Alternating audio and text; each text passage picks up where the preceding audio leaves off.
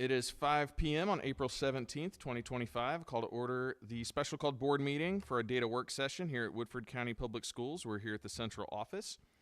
And roll call. We have 5 members in person. We waited on you.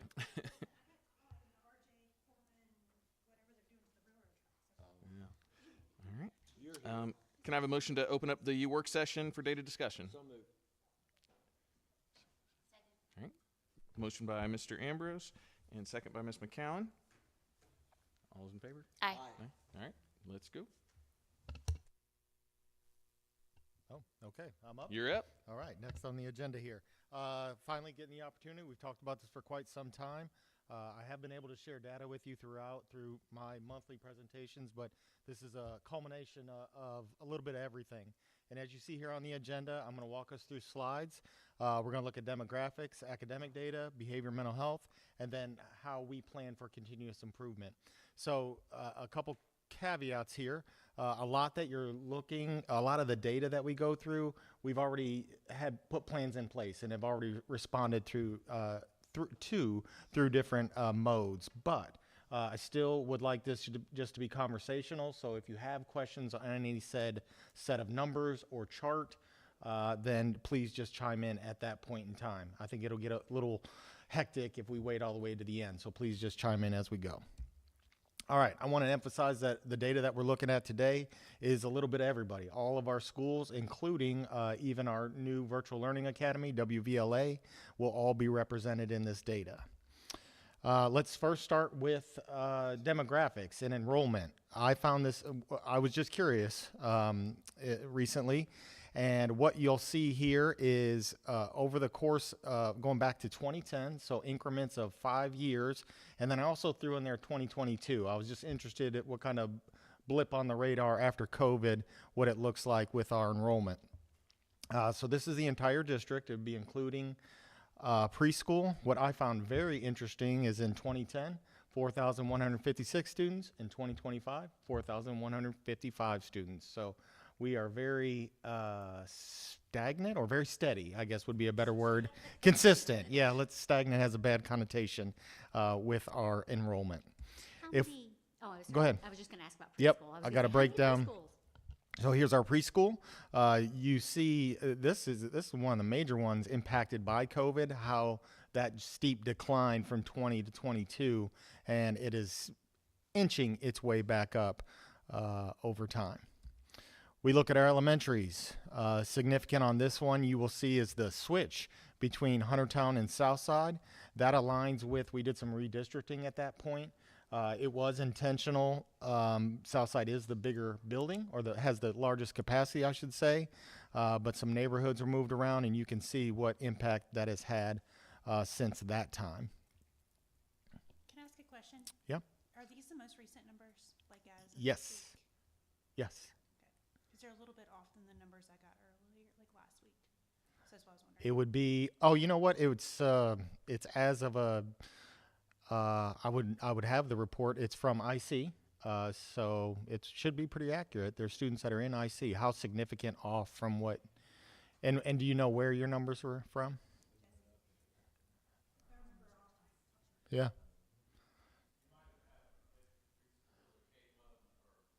so that makes a difference, yeah. Yes, this would be K5.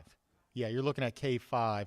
I pulled out preschool to put it in this one, and yes. So that does impact, as far as bodies in the building, yeah, that would be added to this. So there's the discrepancy.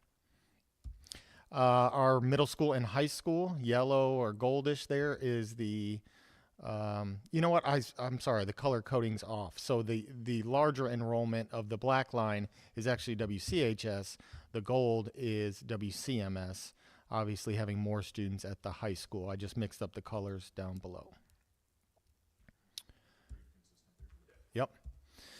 Here is Safe Harbor Academy in green, and then just now appearing on the radar is our first year, WVLA, so we have 119 students enrolled in our Virtual Learning Academy. As far as demographics and the breakdown, I'll put the oval, or whatever you want to call that shape, rectangle around. You'll see we are All the way to the right, nearly 71% white is student population. So that puts us at about 29-30% minority, and really close, just slightly more male students at 51%, 49% female.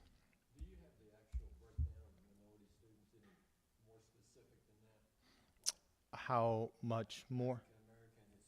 Yeah, if you see, it goes male, female, then you got African American is at 4.26%, 174 students across the district, and so on and so forth. Our largest minority population is Hispanic, nearly at 18%.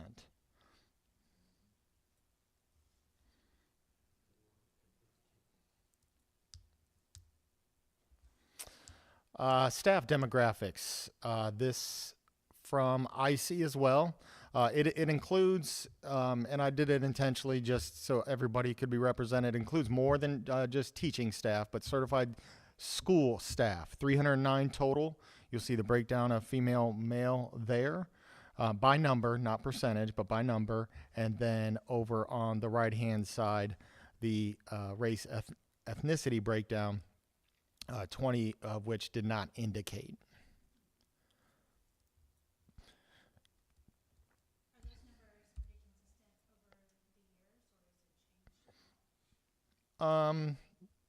It has changed. To what degree? I would have to look further. Yep.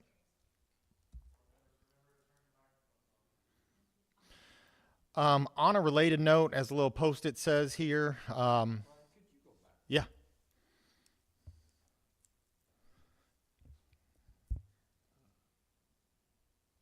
Our African American, Hispanic, the number of faculty does not match the number of students. Do we ever try By percentage, no. But that is a widespread trend. I actually, and we can look at it later. I have some other data sources to look at. It's remarkable. I showed my team today, even the state of Kentucky, what discrepancy that is. And remind me when we get to that slide, I'll pull that up. That's good to know that it's a Commonwealth problem rather than just a Woodford County problem. Probably nationwide. This was regional data. I did not expect it.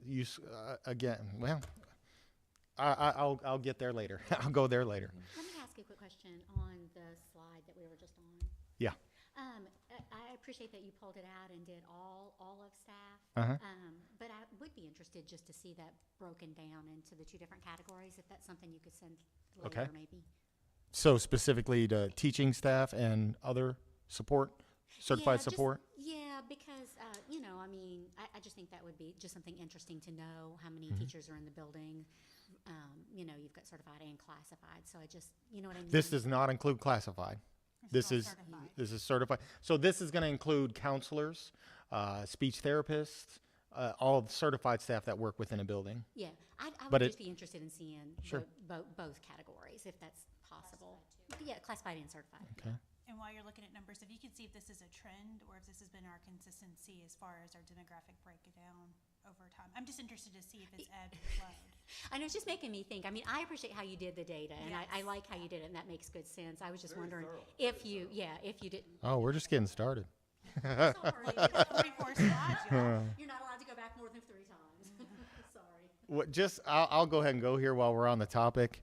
I can't remember where I came across this, or I was at some training or something. This is Southern Regional Education Board, so it is regional. So this is teacher gender. That stays pretty consistent, right? If you notice, I'm scrolling here, you're seeing the states. Pretty consistent as far as more females in the profession than male. If we continue now, race and ethnicity. So I want you to just notice the dark color is the darker blue is white, and your royal blue, green, those are your minority. So if you look at Alabama, Arkansas, Florida, Georgia, Kentucky, drops off, and that is consistent over time. If you see as well. So continuing to scroll, I think is Tennessee. Yeah, even our neighboring states have a lot more diversity in their teaching population. Yeah, so that was really I'm shocked. sure does, doesn't it? When you scroll through. Well, Sure. I didn't mean to get you off topic. No, that's all right. It's on topic. Yeah, that's why I had it as other data sources. On a related note, speaking of Kentucky also, and this is whether it this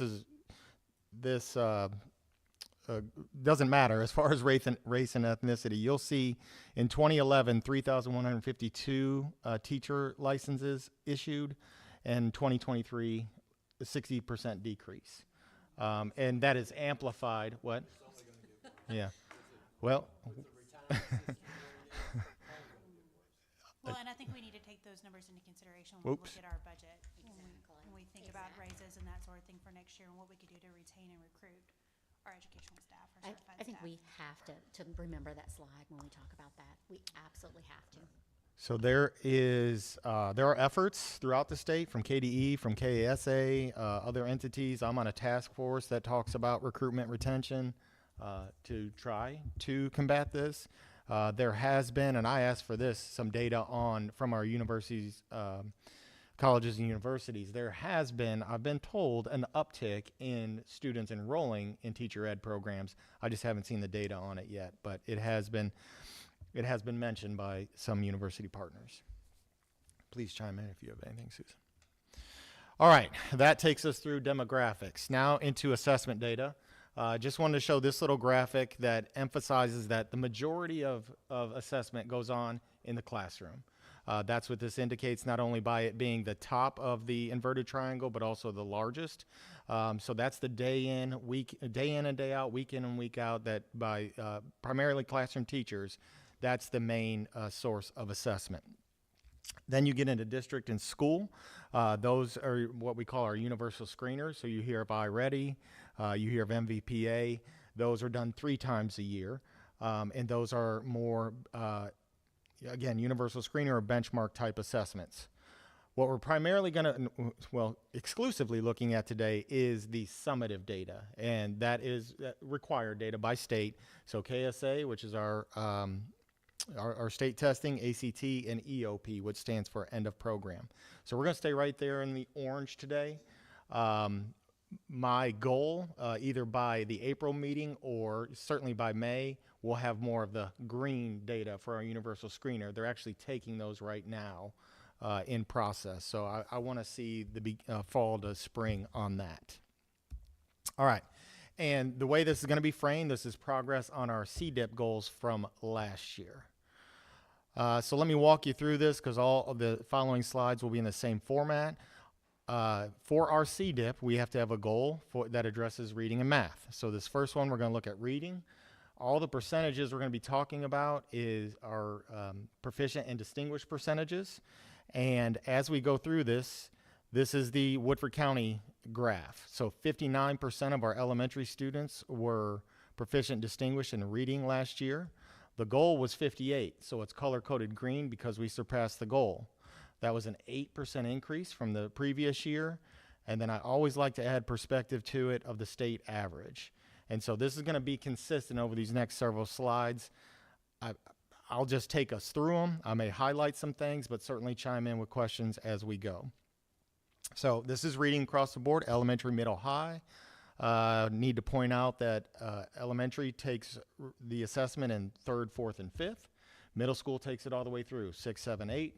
And then high school only once for reading at 10th grade. The state. Yep. Yeah. Let me go ahead and throw this in while it's on my mind.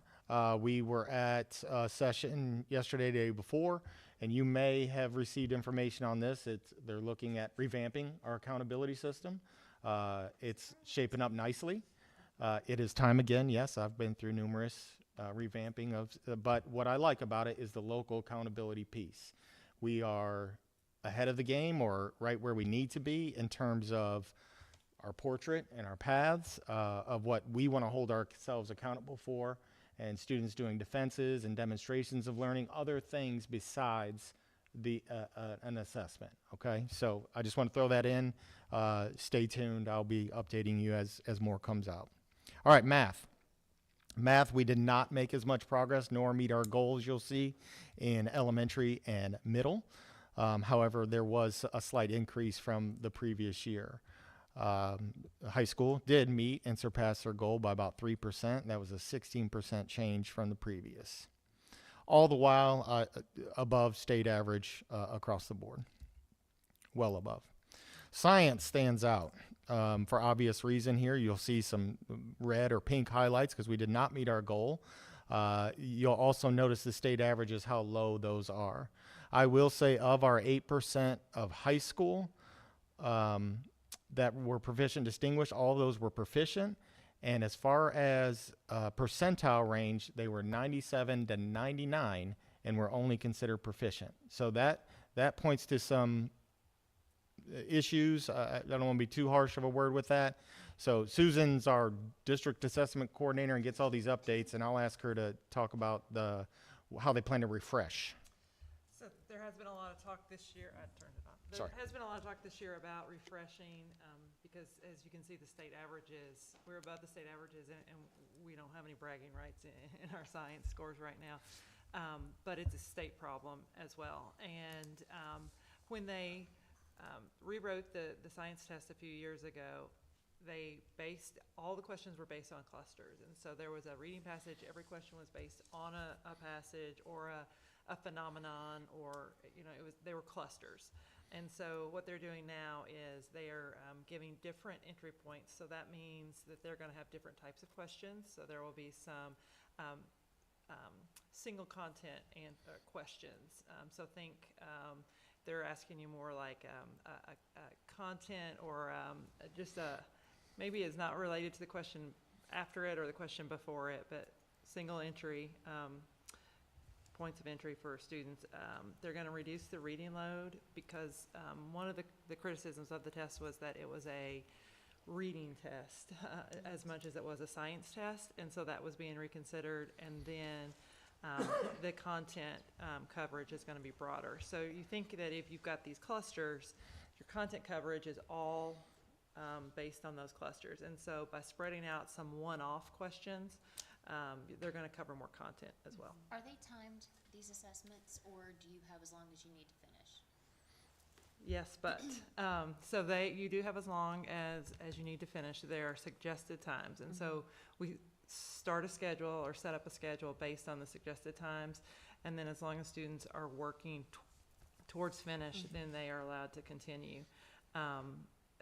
That is one thing they have done a good job with, is the times that they propose are pretty succinct with what the students are using for the most part. All right. Thank you, Susan. Moving ahead, social studies, same layout here. Did meet goals in elementary and high school level. Again, significant change, plus 11% at high school. Finally, writing in this area, you'll see all three levels met their goal. Surpassed middle school. This is probably their highlight spot. And it actually, that's a mistake. There was a greater change from 2023 there that I've left out in writing. Achievement gap. So by CDIP and in school level CSIPs, you have to have achievement gap goals. So the first one, we were trying to reduce novice. So negative is good here. That's why negative is highlighted green. We did reduce, although not by 10%, in elementary reading and math, reducing novice of students with disability IEP. In the objective 2, reduce the percentage of novice ELL students by 15%. We were able to decrease those most significantly at the middle school with negative 8.8%. Again, negative's good here, but did not reach the 15%. That may have been a little bit too lofty. And then objective 3, we did have some movement here across the board. We're going to talk a lot about this later as I summarize everything. Our economically disadvantaged students, or often referred to as free and reduced, had some very positive movement there, most significantly at the high school. And those goals that were set, the 10 and 15%, that was set by us? That is set by us, yeah. So we look at previous year data, you kind of use a SMART goal process of how we establish those. Mr. Asher, you don't have it broken down per school, just have elementary. Are the 4 schools fairly close? Is there a big gap in? They are fairly close. We do a breakdown of that. That's part of our MTSS where each school identifies that. But they are fairly close. Yes, there's going to be highlights and growth areas at each one, but they are relatively close. All right, I want to do a closer look at subgroups. I've got some arrows here to illustrate what we're looking at. So that first orange arrow that popped up there, that's going to be the 2023, so the previous year percentage of proficient distinguished. So, for example, this orange shows that 32% of minority students, all combined here in 3rd through 5th reading, were proficient distinguished. That grew overall in 3 through 5 to 39%, and then the light gray is your state average. So I have several graphs that illustrate this across the 3 levels. So you can see the comparison there. In most areas, we made growth from 23 to 24, and in most areas, although still some work to do, which I was surprised, even because we did have an increase below state average in ELL and special ed, so some areas to address. If you look at 6th through 8th grades, same idea, although just different colors here. Yellow is 2023, that dark gray is 2024, so you'll see growth, growth across the board, and then the light gray being the state average. And our subgroups we're looking at are minority, as you'll see labeled up top, free and reduced, special ed, ELL, and then all students just as a comparison. Do you have a chart where it lists the subgroups? Separately? What do you mean? Separately? Well, that would be it. Or are you looking? Minority subgroups, yeah. Not available here, but I could get that, yes.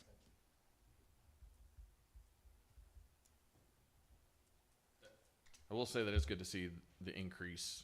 I mean, it's not drastic, but it is an increase from last year, which is positive. 10th grade. So remember, I'm just doing reading and math here. 10th grade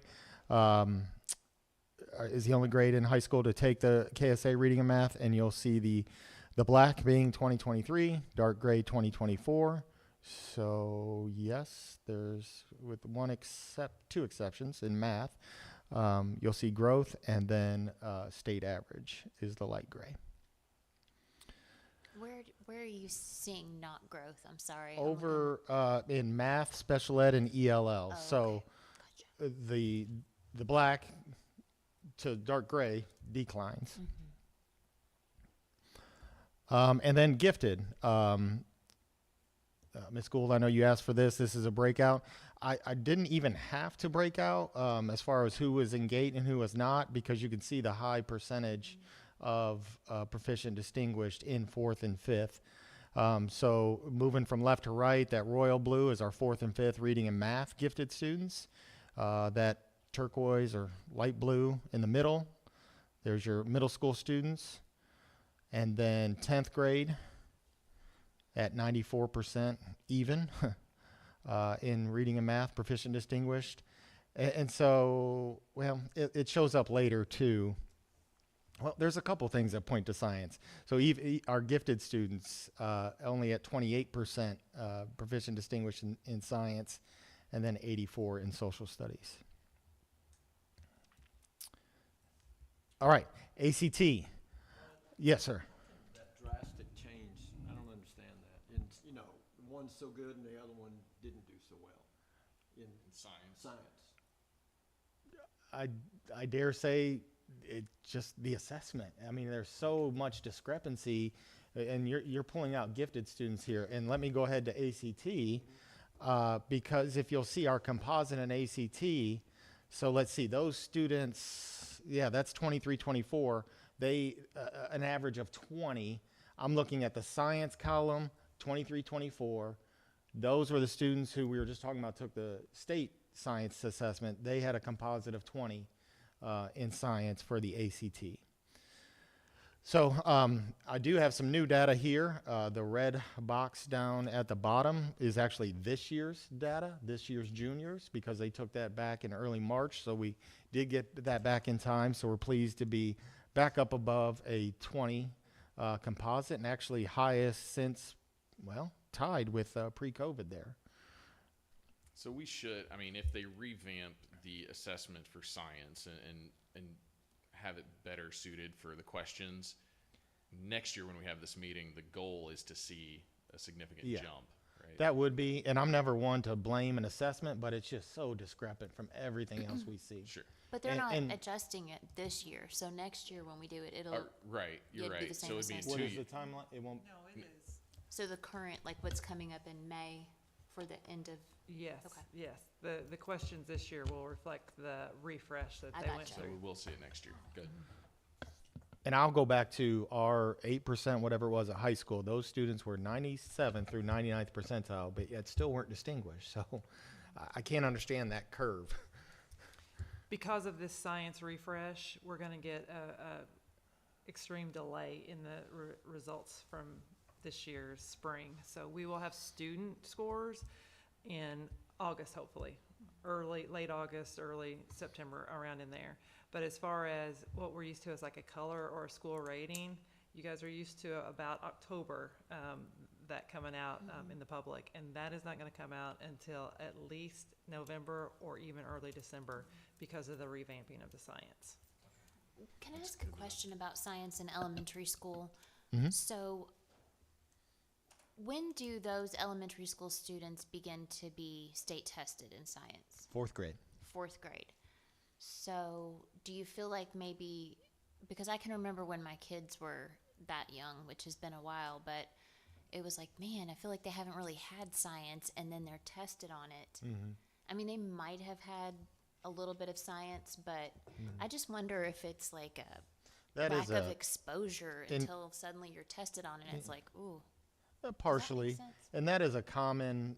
I mean, I hear this from other districts. That's common, K through 3, how much science they get in, and we're aware of that. We're actually doing some scheduling guidance for our schools, as well as trying to combine both science and social studies.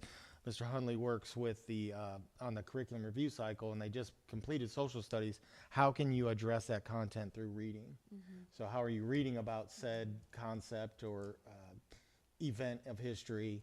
And so you're double dipping there. So that's part of our strategy as well.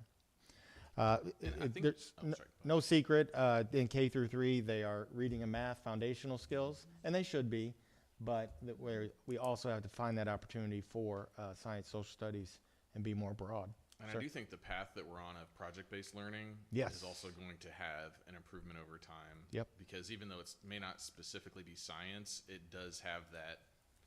It's very feeling and that kind of- cross-curricular. Yeah, Mhm. I mean, so I think that will also show itself. Yep. Well, it's critical thinking and application and lived experiences that they may not get, especially some of our population. Absolutely. I So, Sorry. Go just ahead. A quick question. So I know we have our budget meeting coming up and something to think moving forward, but are we losing, since we've had significant gains in a lot of areas, are we losing any resources that support those gains as we come up to the next year? Or is there anything Nope. that we need to be mindful of budgeting wise? Because I know that, like, for example, being on site-based, we've had some thoughts about like, okay, when we have reading interventionists or something like that, trying to figure out how to pay for those resources, is that something that we need to be concerned about? not in the curriculum and instruction department. We've had several meetings. We were with Mr. Smith earlier this week to do a needs-based budgeting process. And we are also significantly helped by the grants that we've gotten. We just got word today, we got the math grant as well, so we're 2 for 2. Bam, yes. So yeah, we're in good shape. And we are, strategically abandoning some things that we don't need to spend money on, curriculum instruction. And what I mean by that is like maybe an online platform that just isn't getting usage. So let's cut that and put more funds towards those that are and being effective. Before we leave this one, I just put this in. I'm pumped that is the first. Now we got close with the 20.1 composite, but the first time since pre-COVID we've got back to that number.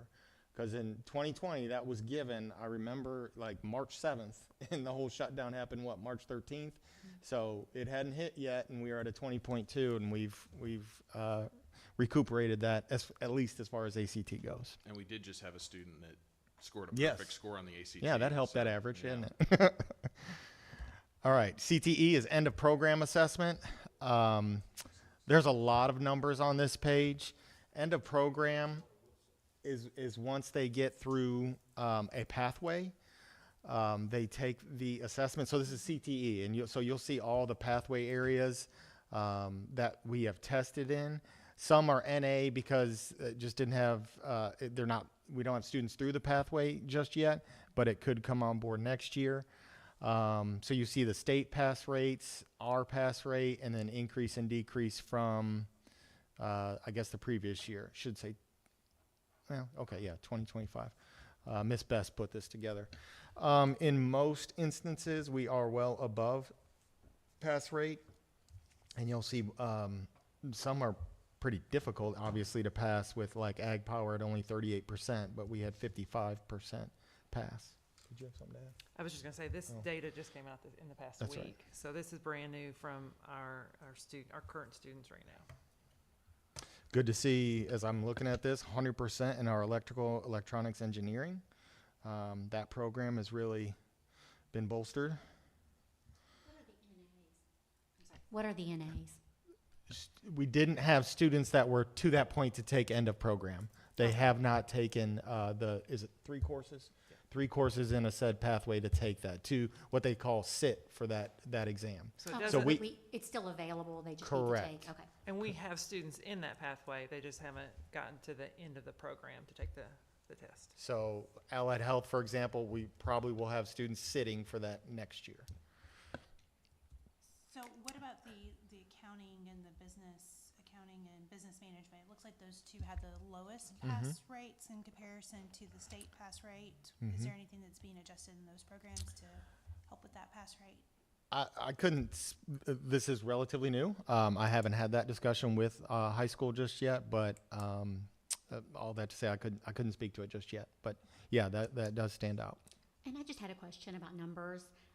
Do you have the numbers over the past, say, 4 or 5 years? Just Of this? just for like, accounting. 5 years ago, we had this number of people. 4 years ago, we had this number. 3 years ago, this number. This year, we have this number. Just to kind of get an idea about Over time. how many students So over student time volume, have. Yes. We do. I think it's on this spreadsheet. I'm hesitant to click it because I don't want okay, any that's okay. personal Sure. identified sure. stuff Just if- there. Yeah, just if that's something you have. But I can give you over time. But Yeah. there's a process for following up with those lower pass rates. It sounds like the one that's like 7 out of 24 and that sort of thing. So actually, I can. Susan previewed it for me. So here, if we back up, what's not going Can to you work freeze well? that I was first just going to column? say, yeah. What Because do this you- is credits. is it they're data? transferring into college, correct? View. Just CT. It's not Oh, okay, letting you got it. It's not letting me because I'm view only. But I'm interested. I can. It's but accounting is row 4. Yes. So if you just look at row 4 for accounting, it was We at have 50%. We didn't have any. We haven't had anybody sit since way back 2021. 2019, it was 46%. Yeah, I'm interested in how many students are, using the programs and then also able to gain the certificates. Yeah, we can give you that breakdown and everything that you're. I'd like to house it all in one place, so I'll add to this and I'll say see slides, whatever. Thank you, I appreciate yeah. it. All right, AP. So uptick here. This one is probably the best one to give you an overall. So percent of total AP students with scores of 3+, because that's the benchmark that they're trying to get to. So 66%, highest above 2020 at 66%. I'll be honest, this is relatively new as well. If you have anything to add, Susan? This is last year's, and it will, we start AP testing on May 5th. And so one of the things it's cut off, but if you're in the bottom graph, that very first column, that is African American Studies. That was newly added as an AP course. And so that was, this 2024 was the first year for those scores. So that's one thing to note. Mr. Asher, do you have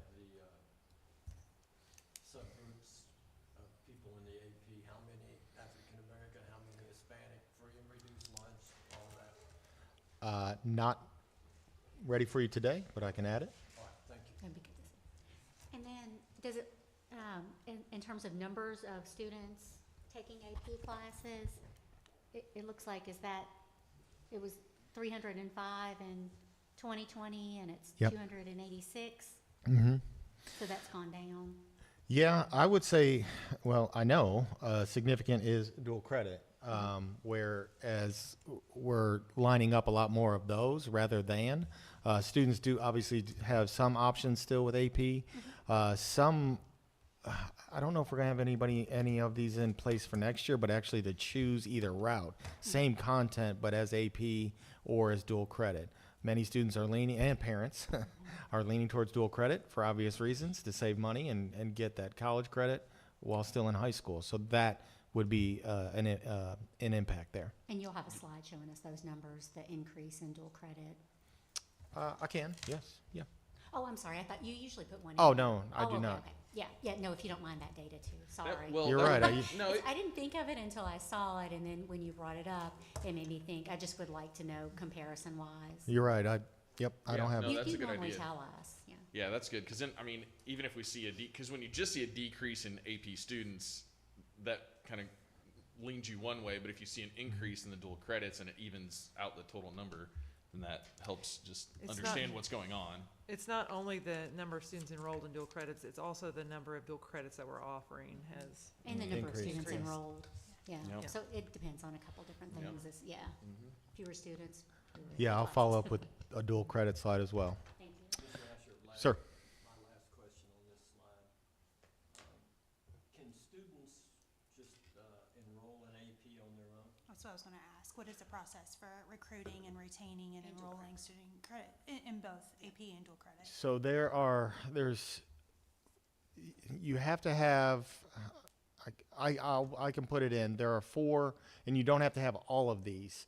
An A in the prerequisite, a B prerequisite plus something. I can't remember what it is.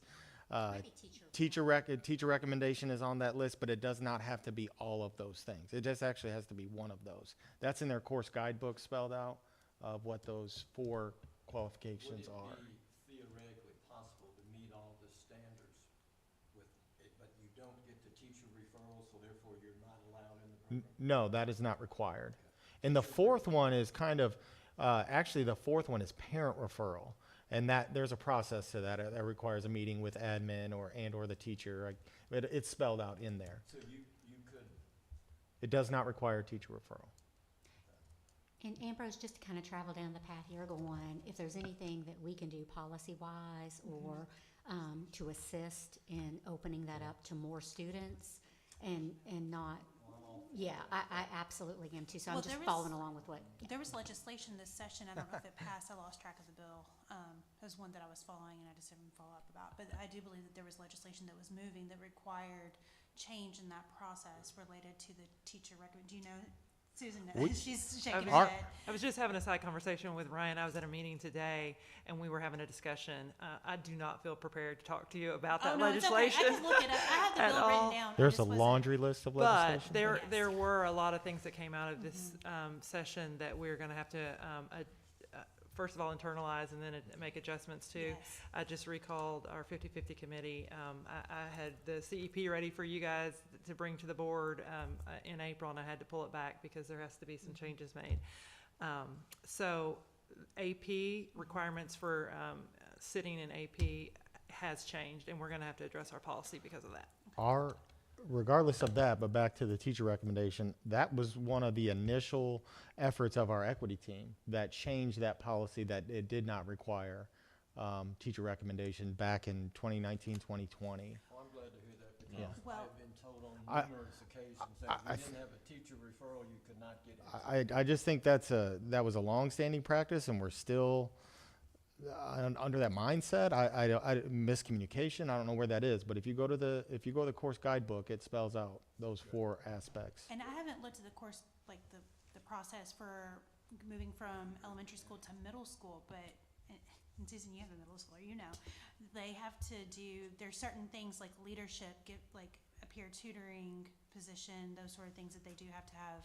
Just putting those people in real world situations that where they can kind of have a leg up. I think there's 3 of them, I can't remember, that requires a teacher sign and submit, and then also to take place in Spanish, that will be a high school credit. You have to have a teacher signature for that as well. So I just wonder if those barriers start early and continue to maybe move forward. So I do think that just hearing us talk tonight, it seems to me like everyone who's spoken is very much in favor of being more inclusive versus exclusive, and making sure that we have processes in place that really anybody that wants to be able to try. We don't care if the scores go lower, if it's below 3, and we've got a lot of kids making below 3. I think we want to see more kids in the class, and if they don't get to 3, that's okay.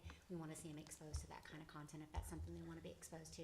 And I do remember, Mr. Asher, that is something that we definitely attempted to do with as far as opening that process up and having as many people who were willing and able and willing to try it to come in and do that.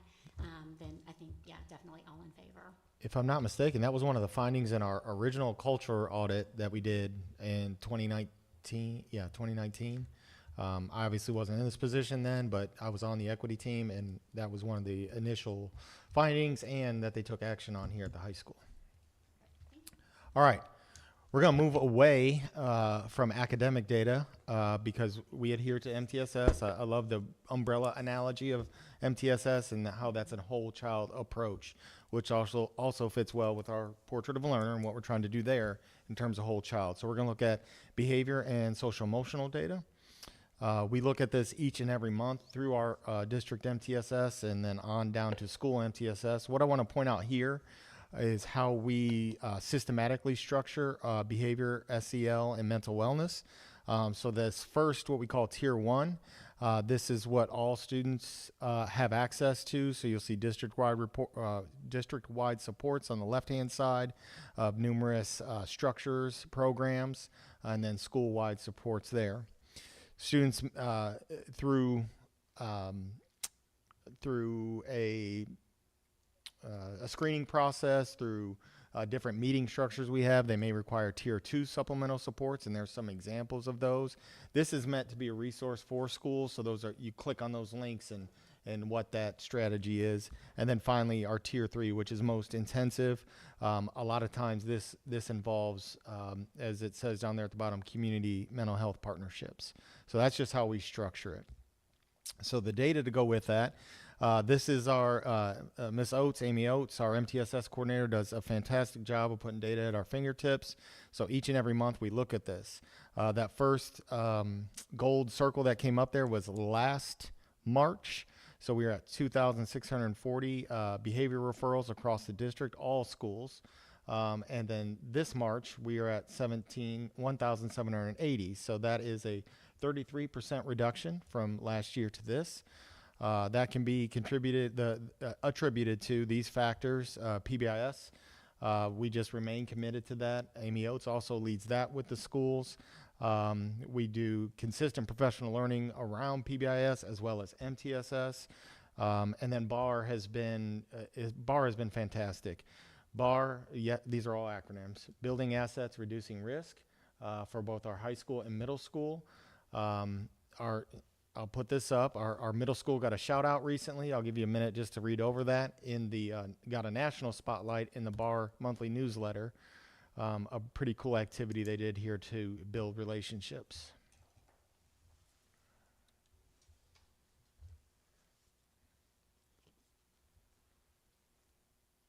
I'm sorry, I just cannot read this, but that's okay. Sure.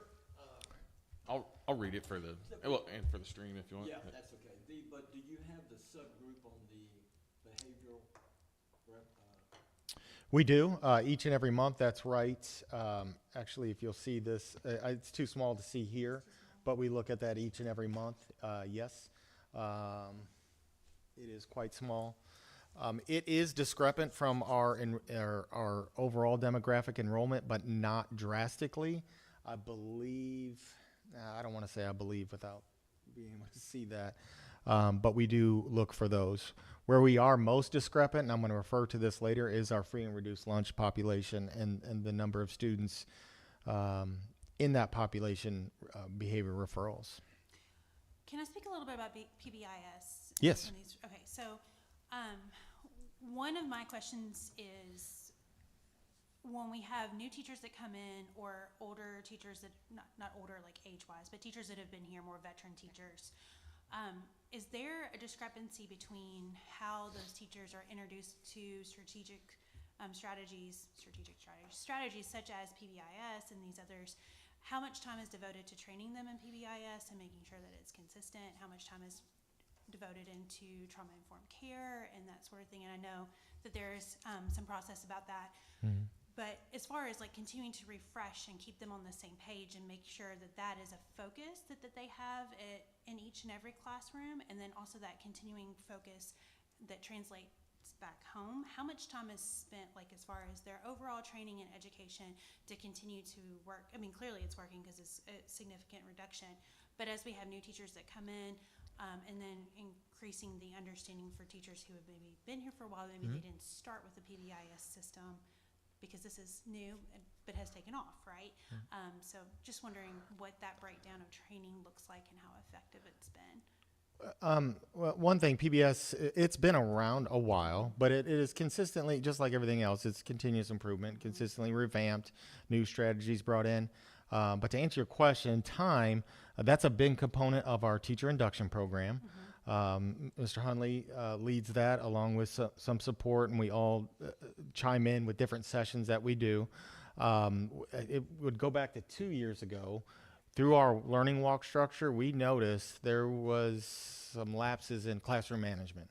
And you got to manage a classroom before you can have quality instruction. So we upped that time and what we were spending in classroom management, and rather than bombarding especially our brand new teachers through our new teacher orientation with all the things, we're like, you know what, we're just going to focus on classroom management and the PBIS aspect of that. We've seen great benefits from that. I can honestly say our learning walks that we did this year, particularly from fall to spring, we are in really good shape. Our classrooms are in really good shape because we have really good teachers. And now granted, these are just snapshots or pulse checking that we do.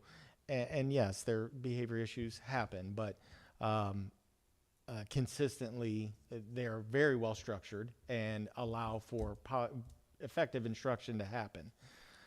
So to answer your question, Amy Oates leads MTSS, but also PBS. We have PBS leads that she meets with quarterly. What was the recent one we did? Don't Suspend Me was a training that we did back on one of the snow or ice or whatever those days were. Just looking at alternative ways to not suspend, but what are other logical ways to address. So there's always new learning and continuous improvement in that. Back to answer your question though, through the new teacher induction program for our new teachers, there's assigned a mentor. That's obviously a high priority for everyone to get classroom management in place. So that mentor helps with that person all year long. It is continually addressed through the new teacher induction program. They meet periodically over the course of the year. As far as continuing staff, that's more, that would be school-based, of Ms. Oates working with those leads, and they also do a self-assessment each year. They did that in the fall this year, I believe.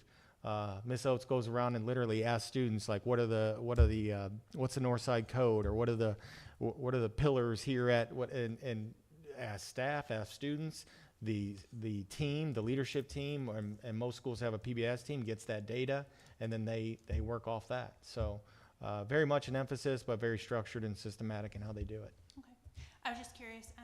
Sure. I've been sat in on some of the PBIS meetings in different areas and that sort of thing, and I was just curious as how that was an ongoing structure, especially given some concerns I've been hearing from our county members, different parents across the county recently. So I was just wondering if that remains in the forefront past the orientation period, again, to catch those teachers that, the more veteran teachers, to make sure everybody's on the same page. And there's as with everything, there's variance from school to school, and I know one school has put that higher on the priority list that they're going to address next year, as some others who have been at it a while, and so their priorities may be a little bit different. But, you know, they have that autonomy to do that, and schools have different needs. Can I ask a question about this slide underneath kind of the bar information?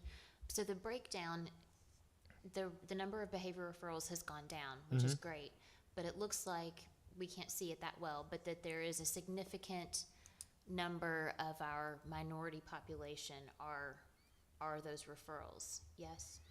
Like I said, it's no overall discrepant. We look at that. Off the top of my head, so we are about, what I say, 70% white. I believe that's the royal blue. Okay. I think that's right at low 60%. Okay. The next one is our Hispanic. Okay. We are at 17, 18%. I believe that number is at 19%. So Okay, it's good. not, it's not significantly discrepant. It's fairly proportional to what our Correct. population is. Okay, Yeah. I thought it was, no, I was just saying, I thought it was flip-flopped. African American? It is purple on here, and it doesn't even register. I don't even want, I think it's less than 10%. I know that, but it doesn't, you'd have to hover over it. And this isn't a live one. Well, this is called a data studio that we use. You're able to sort, and like I said, principals and district, us, look at this each and every month. But And go through the filters that you're talking about. So it isn't just an overall snapshot. We're filtering by gender and by the minority levels. And so we're having these conversations with the admin monthly. This is more of a global question. I mean, you made reference to the fact, thank you, Brian. You made reference to the fact that the free and reduced lunch seemed to be we'll get there. whatever. Okay, but Yep. when this happens, do you all get together as a group and attack that? Or Yep. do we, I hope no. I'll get you there. All right, the next set of data is our mental. Tell me to shut up. I didn't say that. I did not say that. I'm going on the record. I did not say that. Mental health log. So we look at this each and every month. So these are logged by our counselors and social workers. As you'll see in the small text, this is not by our outside therapist and over these said issues. So similar dashboard we have here. There was the count last year and the count this year. So a 28% reduction there. We can contribute that to some of those very same structures that I've already mentioned, but also the mental health supports. So that while there may have been major, that's a tier 3 support. So in some cases, it could have been identified last year, but now we have that therapist to work with that student consistently. And that has been, the consistency has been fantastic. I'm thinking back to my days when we would have outside therapists, but there was a lot of turnover, and anybody knows therapy has to be consistent, right? Whoever the attendee is, the student is counting on that, and it has to be consistent to deliver that. So really proud of this stat as well. Yeah, and Ms. Gould, to go to your point that you mentioned earlier, when we have our budget meetings, and recently within the last few years, we've increased the mental health support with funding and partnering with other organizations, and so that right there is the result. Well, and I that wanna can say- partly be attributed to that. I think the partnerships that we have forged as a school system with the right providers, I think has been incredibly Yeah. important, because you're not seeing that turnover with the provider that maybe you might see in other agencies where someone's coming in and leaving fairly quickly. So I can't say enough good things about the mental health professionals that I've engaged with in our community, Yeah. our school community, so. All right, so I didn't hold you off too long, Mr. Wilson. We are constantly in this Plan, Do, Study, Act. So a lot of our studying already happened. And so what I want to point out, and I've mentioned this before, is our free and reduced, low socioeconomic, and the factor that has. So what I'm going to point out here is the impact that has on subgroups right here. So the first one, let's take our minority free and reduced. So of our combined minority population, that second green arrow, that shows that 31% of the minority in 3rd through 5th grade reading were proficient. Minority who are not free and reduced, that you can see that more than doubles to 67%. So it's taking the minority group and teasing it out, splitting it from free and reduced to non-free and reduced, and then across, let's continue to do that.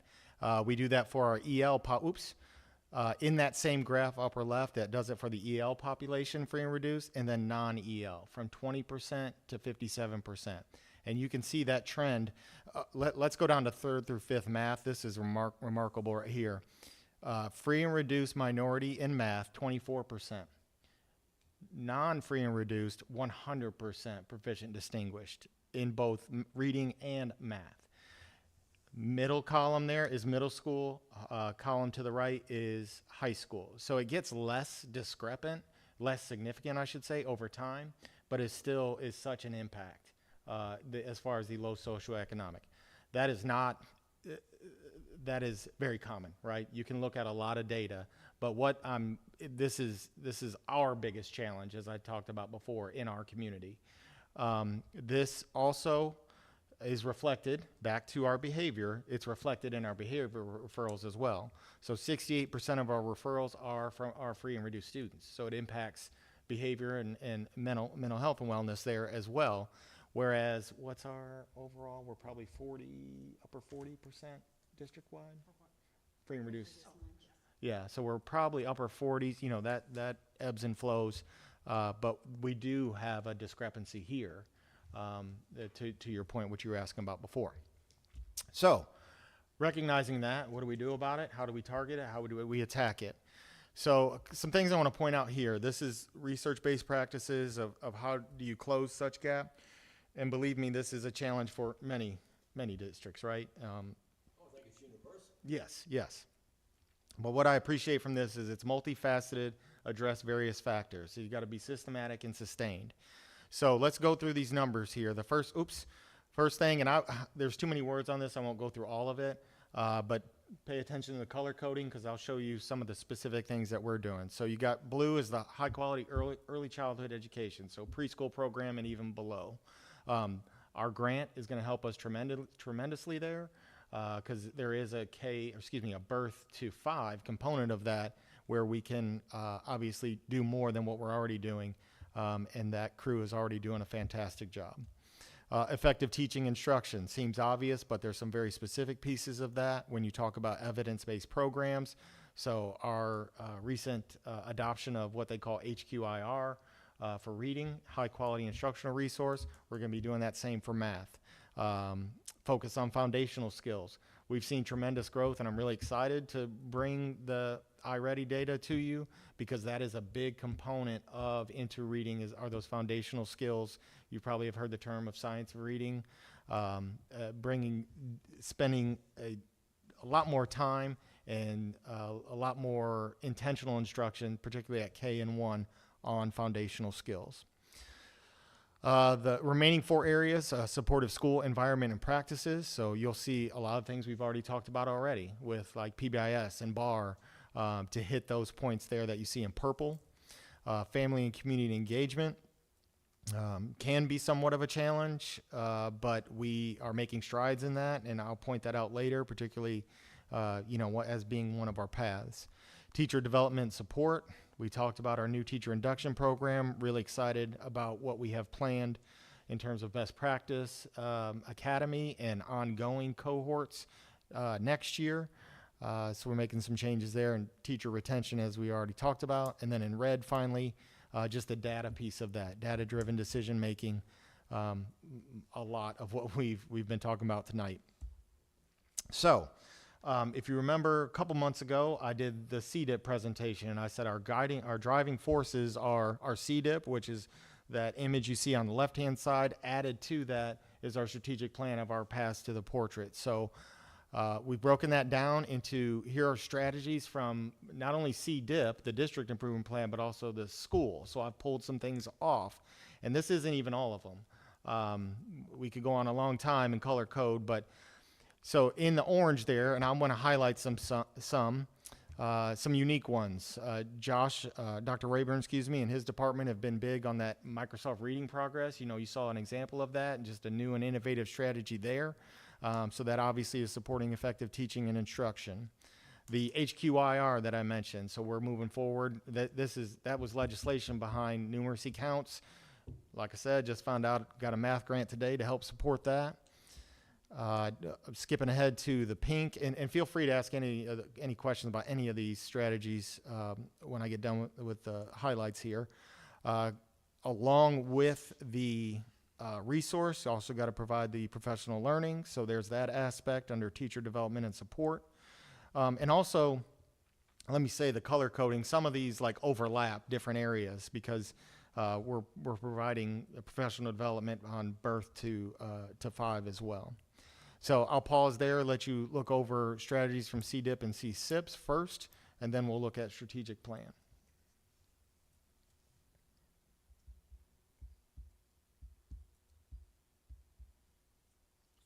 How are you planning? So continued implementation and growth of the BAR program. What are some ways that you're looking at growing that program? So the high school is about to be self-sufficient. I actually meet with our coach tomorrow to see what the next steps for that are. There still will be some level of contact, but it doesn't have to be as intensive. I'll find that out tomorrow. Whereas middle school will just be in their second year, so there is another level of training. They've got it all, again, systematic, laid out. I can't remember how many days of professional development they include, but they'll have the coach on site, periodically throughout the year next year. Whereas this, it's a gradual release. So that's what's meant by that, is just continue to stay committed to it. Okay, perfect. Has there been engagement with the actual, when we think about our free and reduced lunch kids, I guess I'm trying to think of how to say this, but from the lenses of the people that are maybe doing the referrals, or from maybe the behavioral referrals, or that are choosing a discipline referral versus maybe a different type of engagement or intervention, has there been direct conversations with those individuals and maybe opportunities for learning and growth in those capacities, or what conversations about what they feel, the people that are actually doing the work in the schools, in the classrooms, what they feel may be needed to help what supports are needed, what are they lacking, what training do they need? I mean, just those ongoing kind of engagement with the individual, just straight up conversations to see what maybe the gaps are beyond our testing scores and that sort of thing, Right. Real qualitative data versus quantitative data. So yes, to some degree. I wouldn't say direct conversations like, I don't want to sound crass, but you wrote up this kid, he's free and reduced, sort of not to that directness, No, but and I don't mean to do that necessarily, yeah. not single out, but just having those open dialogue, being able to be very yeah, transparent and, about information about, okay, so here's where I see the struggles with this particular population of kids in my class. It seems to be consistent over time, or whatever that may be. So the first thing that comes to mind is our trauma-informed trainings that we routinely do. We do those as part of the new teacher induction, and there is also an element of refresher training on that. Also have committed to, what comes to mind is the work that we are starting back up with Dr. Cleveland. We've done that with a leadership level. We've done that with our equity team. We've got another session next month. And the high school is bringing him in for the high school staff. So that's what comes to mind right there. It's somewhat of a tricky one because that is protected information oftentimes. So you may not even know. Right. And a lot of times we don't. A lot of times that's a population you just have a percentage on or a number, but not names. Right, And and that's I- for a specific reason. Totally understand that. I get the confidentiality of Yeah. that. I'm just saying, just in general, if they know that they have this, we'll just say this kid that may or may not be in for reduced lunch trauma, does that, we know that there are certain populations that are more predisposed to ACEs than others, right? But when we think about being more proactive as far as building a community that negates some of those ACEs and that sort of thing, but when you think about what are the people that are doing the work, that are actually in the classrooms and that sort of thing, what are they seeing as far as patterns or Sure. behavioral referrals with specific kiddos that maybe there could be some, I just don't know what to do with this kid, or Right. I've So tried this intervention, this intervention, this intervention. Yep. Even not necessarily just behavioral interventions for the behavioral referrals, but also you know, So- helping them achieve to their full potential. Right. So what you're talking about there is the bar structure. Bar has an educational element where they call what they call I times, and realize bar stands for building assets, reducing risk. So what, as an individual student and adult, you know, what are your assets? What are you connected to at school? And then that's just one element, the educational piece. That is the tier one part of that. And then they have consistent what they call block meetings, to where they have those conversations. We can't connect to this kid. It's showing up in behavior data, attendance, academic data. What can we do? And that's where they plan those interventions. So it's consistent. To the point what you're asking, I love the example. A couple slides ago of what the middle school did, where they put up a picture and they had to flag who knew that kid and how were they connected, or what were that kid's assets. That's a prime example Well, of it's what that growing looks that- like for the that- masses. That Yeah. makes sense. So yeah, I can't. But that's just at the middle school and high school levels, correct? Can I It is. Go ahead. jump in a little bit?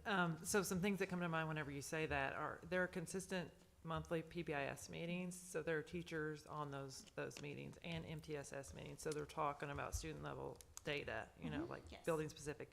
But then they have support meetings, and so the teachers might not be in a support meeting, but they've talked to a counselor, or they've got a truancy concern, or there's a behavior concern, and so those kids are talked to at the student support meetings. There's walkthroughs, so the admins are going through and walkthroughs, and so one of the ways that I think that Woodford County does a good job of addressing is to be proactive and talk about the engagement of the student rather than, you know, like, let's not deal with what's going on this end. Let's prevent that from happening with stronger engagement. And so I think that the coaching that the teachers get on just instruction and engagement through walkthroughs and just teaching of best practice, like the deeper learning initiatives and things like that, are benefiting those teachers that are looking for things. Keeping a kid active is a way to prevent that behavior from absolutely. happening to begin with. And to the point when you said that's at middle, they're more that kind of strategy is more needed at middle and high school due to numbers, due to switching classes, having that many yeah. teachers. At elementary, they're much more of a community. Oftentimes, they'll move rooms once or twice, 3 times a day. And so do they have someone that they connect to? Well, they've got their homeroom teacher, their PE, art, you know what I mean? It's just a smaller setting. So as they get older, students have more opportunity to hide. And so that's why BAR is more targeted, and those structures are more targeted for those secondary levels. That makes sense. Thank you for explaining. I was just wondering, following up, and kind of how can we help people that are dealing with this every day? How can we help support them and provide them with additional resources, kind of think outside the box? I wonder if that's a situation, and I don't know what our numbers are, but where our watchdogs and our dads on duty, you know, when a teacher or staff just does not know what else to do with someone, and they don't know whether they're free or reduced at all. But I just wonder if having you know, those volunteers, those trusted people that the kids can connect with. Maybe they can't connect with a teacher for whatever reason, but they see so-and-so from their neighborhood, and maybe that's a potential for, I don't know, really helping. And like I said, I don't know what the numbers are for participation or the need. I know sometimes when you have things like that, it's like, you know, maybe that's one more person we've got to train, or, you know, there's so many things that people are trying to do, but I just wonder if that's an intervention, getting more of those people involved. And I know I don't know. So that's part of our one of the strategies. I don't have it listed here. I see, like I said, I don't have everything of our Woodford Wins Community Partner Network. One thing we are cognizant of, I don't want to say leery, is that consistency. Yeah. Because you don't want that to backfire, you know. And understandably, people have day jobs and they might not be able to commit the time. But again, that is something that we've talked about through Woodford Wins is. And Woodford Wins is just trying to partner with the community. And here's what we're trying to do. We're trying to build these competencies that you see back here. How can you help? And that's one avenue that we talked about. And, you know, we've already got a couple of those structures going already. Yeah. So we talked about CDIP, which is more on the academic side of things. Certainly our strategic plan addresses those as well. A couple things I want to highlight. Mr. Hunley, he's our coach, right? Our boots on the ground that has been working with teachers to use this what we call real protocol, identify essential standards, and then the instructional design cycle that goes with that.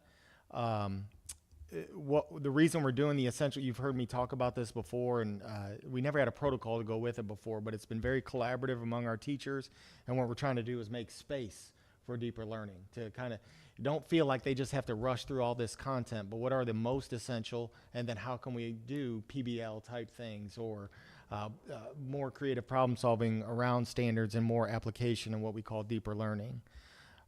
Defenses of learning is something we're all excited about.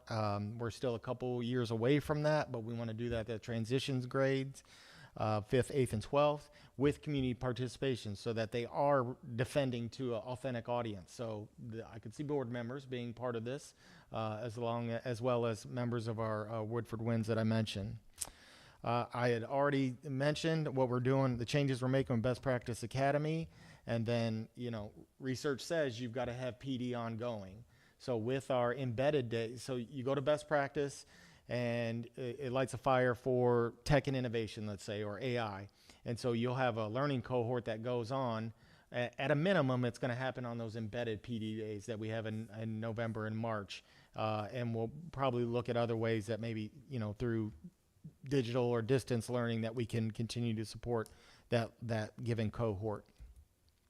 And a lot of us are involved in that. We all will be leading different cohorts to be involved in learning as well.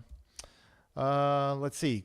I like this one. This came from our tech and innovation crew, just to foster a culture of innovation, creativity.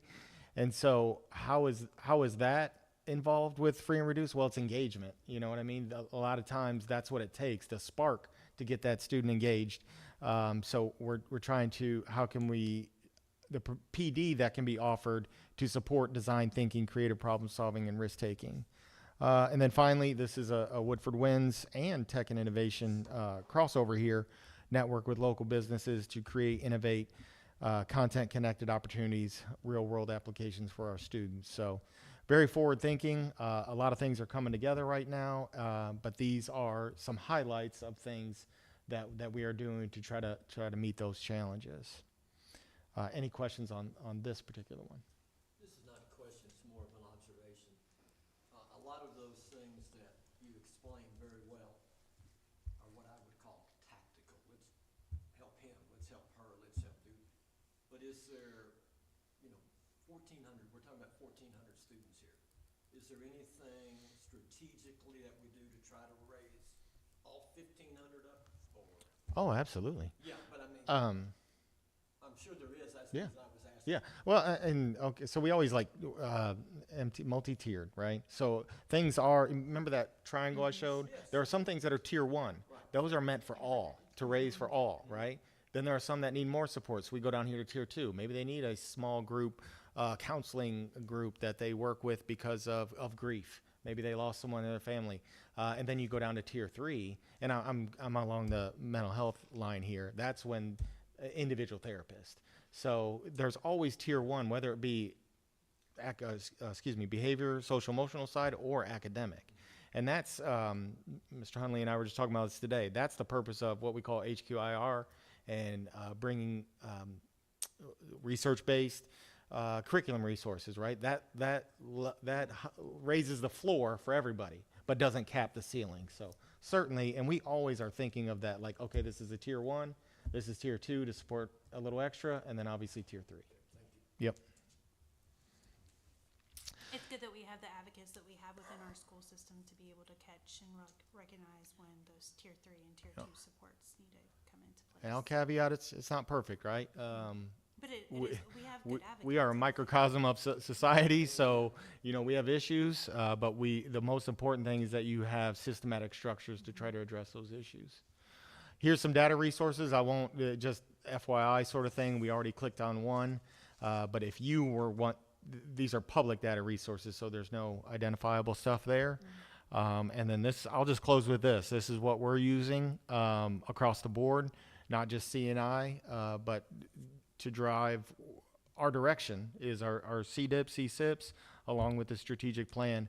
We wholeheartedly believe in the portrait and the paths we've established to it. More and more dots are just connecting when I talk about the new accountability system. It's just setting us up perfect for where the state's going. So I'll take any other questions you may have. I'm very impressed from what I've learned tonight about the efforts that are being placed to make improvements. That came through in your presentation, and I'm happy about that. Thank you. It's good to see the math, the reading scores going up. I know at every level it may be a little tapered, but overall, I think the 33% decrease in behavior referrals, that's a big number to me. I know we spent a lot of time talking about that. So, yeah, overall, I obviously with the science testing being refreshed and reviewed, I'm looking forward to seeing the numbers come out next year, or I guess later this year. So yeah, everything. Thank you for presenting all this. Sure. I also want to thank you both for being here tonight. I just feel like the data is extremely important. And that being said, I was very disappointed that the superintendent did not attend the meeting. I feel like it's a basic work requirement for a superintendent of a district to be present for conversations such as this and for information such as this. So I deeply appreciate both of you guys showing up tonight and sharing the data and being willing to answer the questions and having that knowledge. It's clear that you care about the kids of Woodford County, and I appreciate that so much. Thank you. Thanks. It's an exciting time to be a parent here in Woodford County and have our students here. I think that you guys, I'm really pleasantly surprised and excited about, just to echo the referrals, behavioral referrals to be decreased. It shows that people are doing correct interventions and really preventing students from, getting to that space. So, and also the test scores, to see those continue to go up and rebound post-COVID and that sort of thing. It feels like we're moving toward the correct trend for sure. Thank you. And thank you for your patience, because I know we ask a lot of Yes. questions, and it's Explain. you guys are doing this and hearing it and living it every day, and I'm sure it can be like, oh my goodness. But thank you all. It's It's a learning process for us because you learn when you teach something. And so that whole free and reduced breakdown, I did that somewhat recently. It took it to another, we were aware of it, but just to another level. So it's a learning process for us. But one other thing I want to say is I've done most of the talking. You've heard me name drop a couple people, but a big component of systematic MTSS are teaming structures. And we have those in various capacities, district level, school level, and we are really emphasizing the collaborative effort that it takes for this continuous improvement process, and a lot of people are on board, so it is an exciting time. And I do want to highlight the fact, you mentioned this a couple times, but the grants that we're getting, and significant amounts. I think was one, well, I won't throw out the numbers. Will you refresh on? It's supposed to be 1.5 over 5 years. Over 5 years, right? Yes. And then you just mentioned that we got another one, right? Not as much, but it'll help. Yeah, absolutely. So whoever does the grant writing, whoever, A looks team for effort, those- Yes, literally. absolutely. So everybody, thank you for getting those grants because it will go to great use. So Yep. definitely appreciate that. ditto. All right. Thank you very much. Thank you. All right. Can I have a motion to adjourn tonight's meeting? Motion by Mr. Wilson, I'll second. second by Ms. Cole. All right, all's in favor? Aye. Thank you, everybody. Thank everybody in the back